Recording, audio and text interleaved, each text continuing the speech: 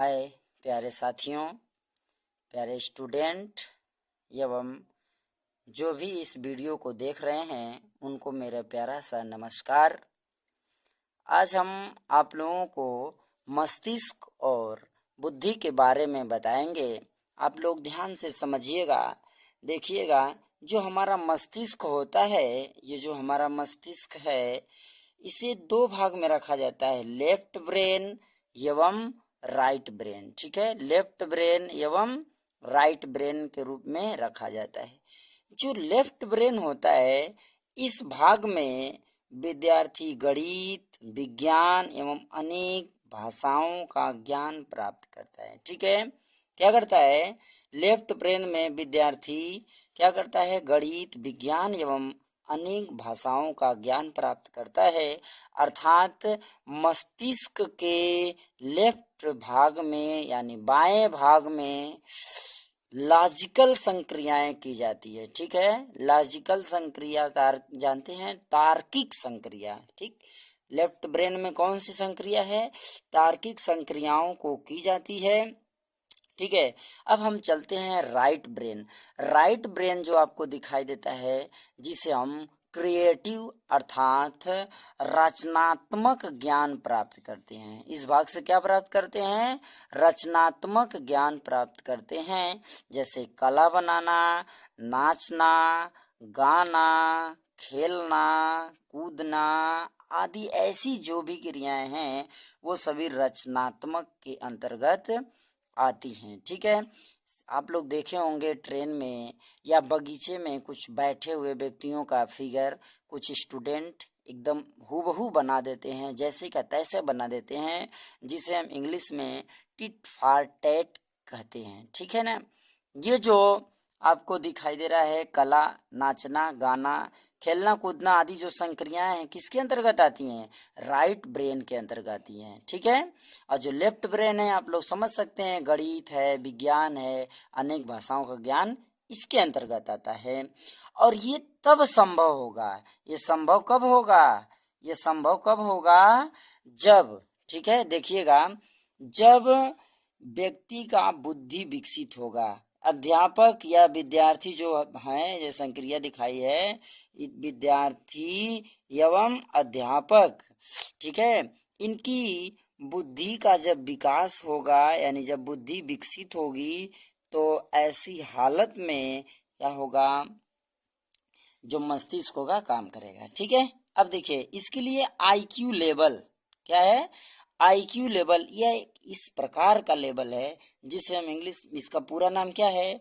Intelligence क्वांटिएंट। ठीक है, बुद्धि लब्धि, यानी कि जो बुद्धि का विकास है, यानी इंटेलिजेंस का विकास है, ये लैटिन भाषा के इंटेलीजर, कहाँ से? लैटिन भाषा के इंटेलीजर से लिया गया है, जिसका अर्थ होता है टू अंडरस्टैंड। इसका अर्थ क्या होता है?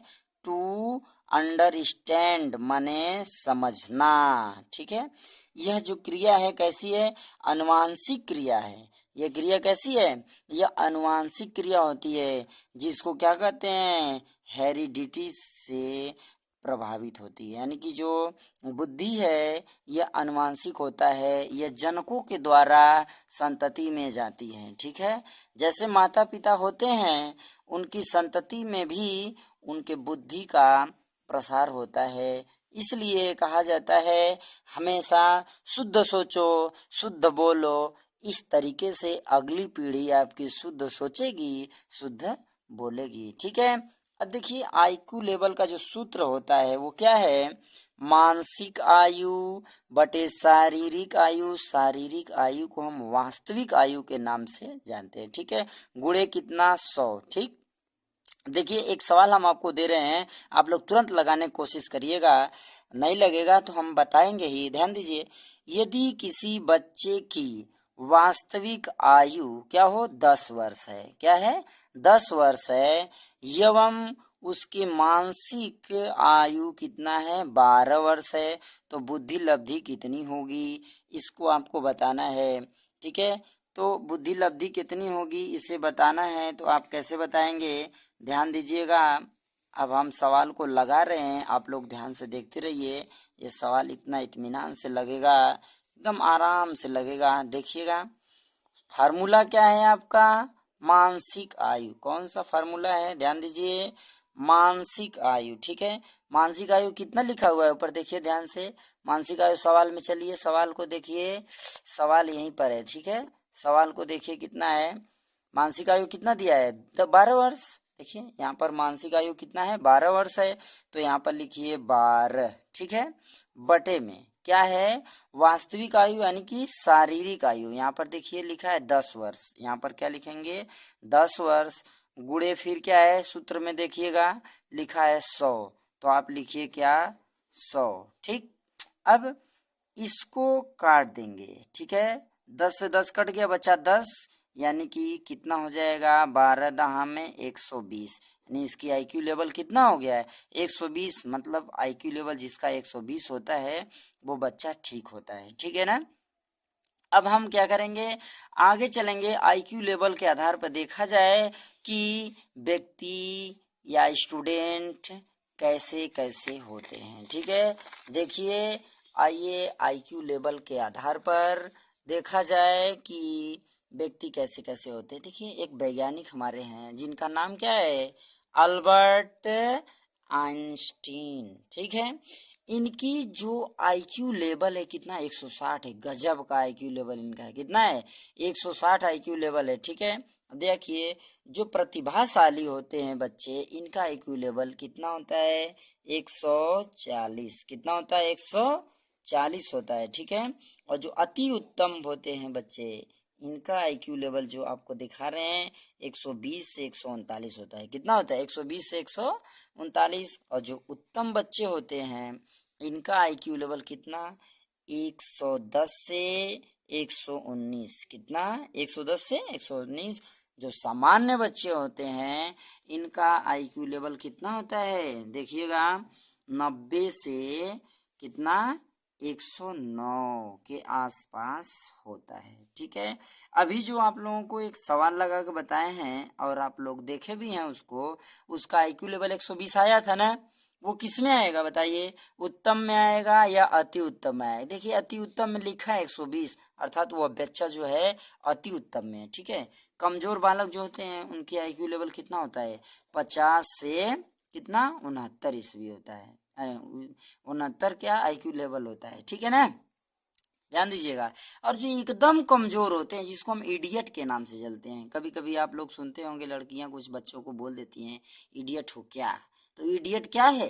इडियट एकदम कमजोर बच्चे होते हैं जिनका आईक्यू लेवल एकदम बेकार होता है, 20 से भी कम आईक्यू लेवल होता है। ठीक है, अब चलिए हम आगे चलते हैं।